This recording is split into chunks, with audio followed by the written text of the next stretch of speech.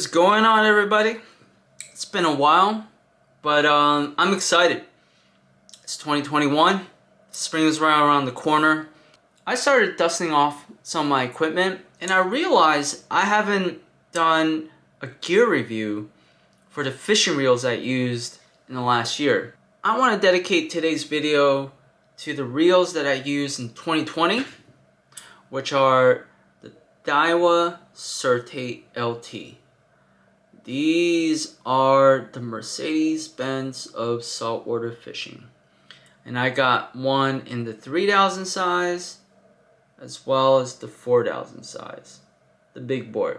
We're gonna dive into the construction of the reel a little bit. Really, I want to talk about my experience with this reel, how it benefited me with fluke fishing, why one might want to consider buying this reel as a long-term investment, and we're going to talk about how this reel compares with other reels in its class, like, for instance, the Shimano Twin Power.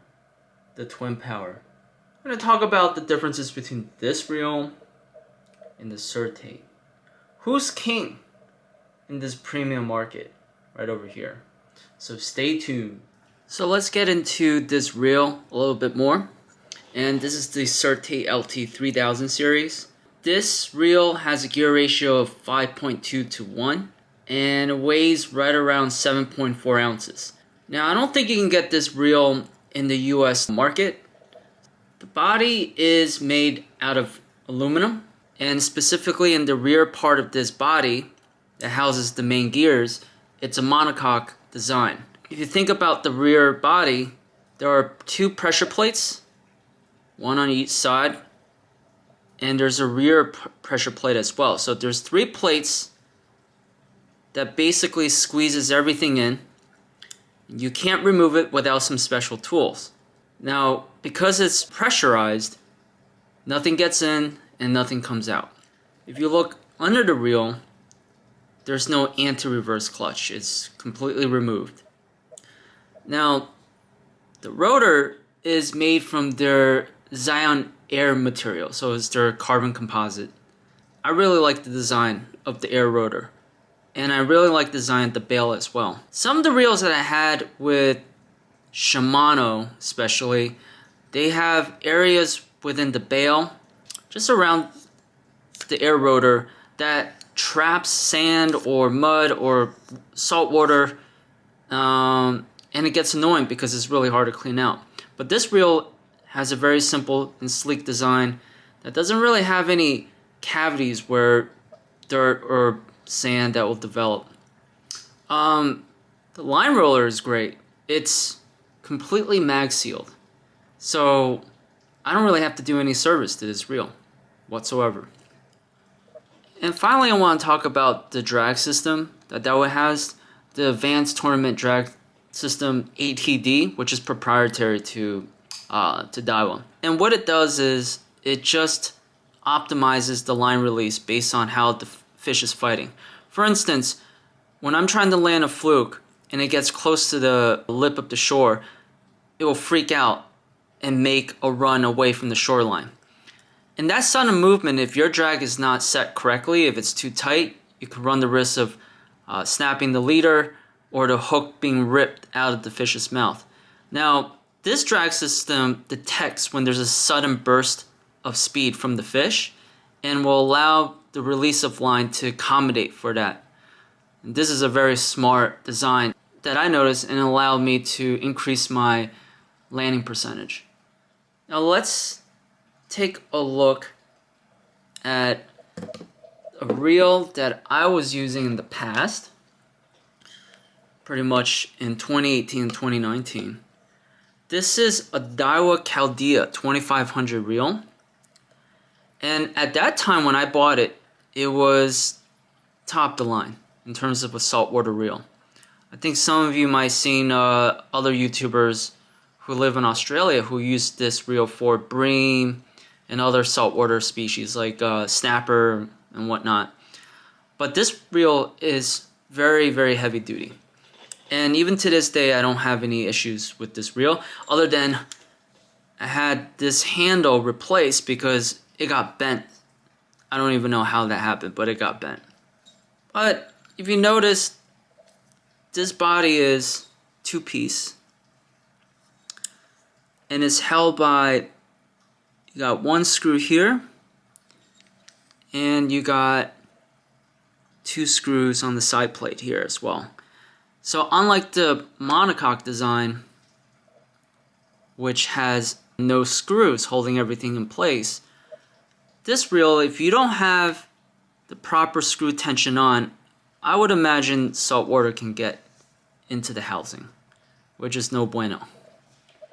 Also, after about a year of use, I realized that I'm beginning to feel a little bit that gear teeth, the gearing of this reel when I spin it.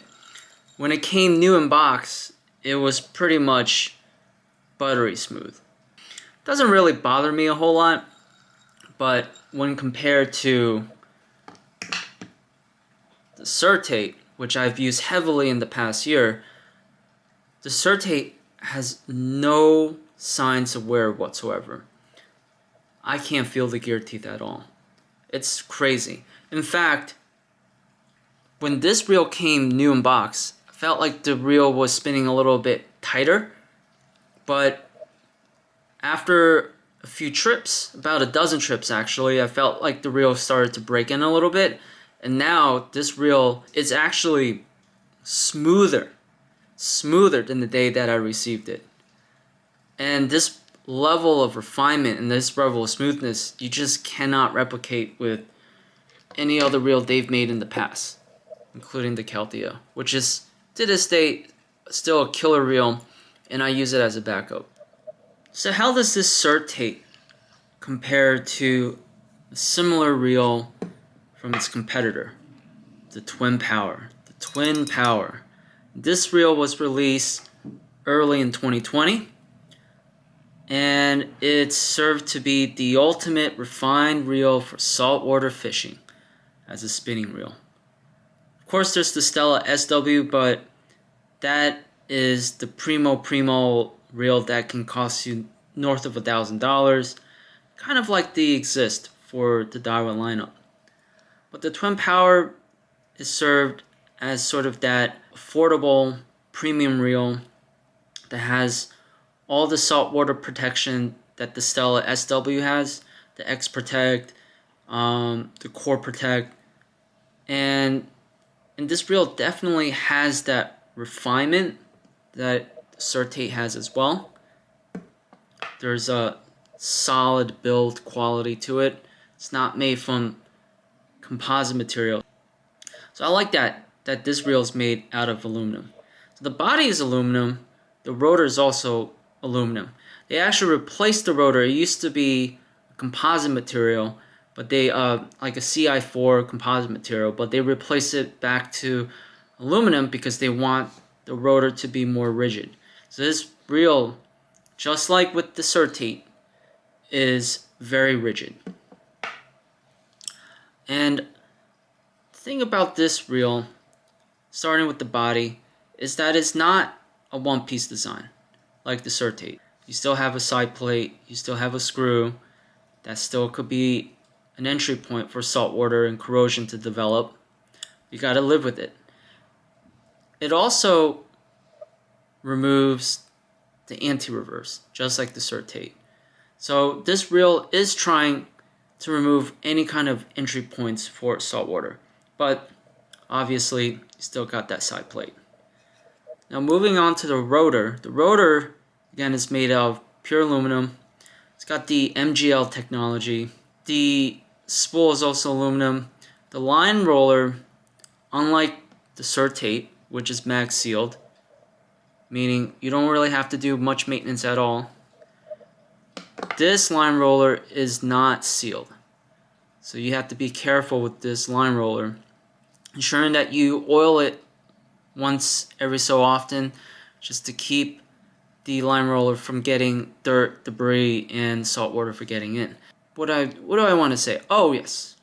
So what Shimano has one up on Daiwa is the line lay technology. between the spool and the rotor. The Shimano reels, especially with the twin power, has superior line lay. So good line lay is tight, it's balanced across the entire spool, which increases castability, but also increases the integrity of the line over time. And you want that. You don't want to be constantly replacing your braid. So that's one thing that Daiwa has yet to catch up to, but it basically has advanced in every other department along the reel design other than the line lay. So this is really the only advantage that I see the Shimano has with the Certate. Now when you consider all the benefits of this reel and this reel, I still think Daiwa, in terms of the overall build, is just on another level versus the Shimano reels. Because of the monocoque design, I believe that this reel is just on another level in terms of reel evolution.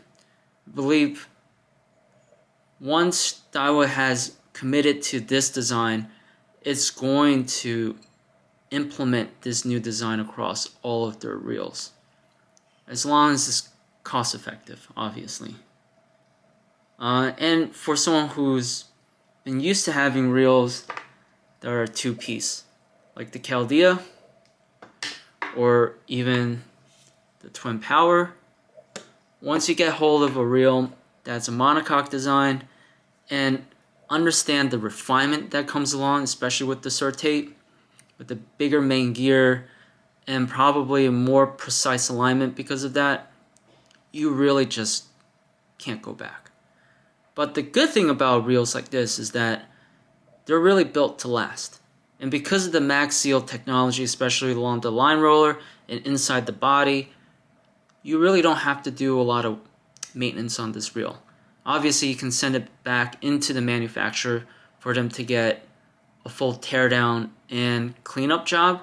But honestly, with the reel, with the materials that's built along with, this reel is really meant to last for multiple years. Whereas reels like this, even though they are well designed back then, they just don't really hold up to the test of time. And you know, sometimes dropping a little bit of bucket for a reel like this might be expensive in the short term, but actually might make sense in the long term, because you might not be needing to replace your spinning reels for multiple years.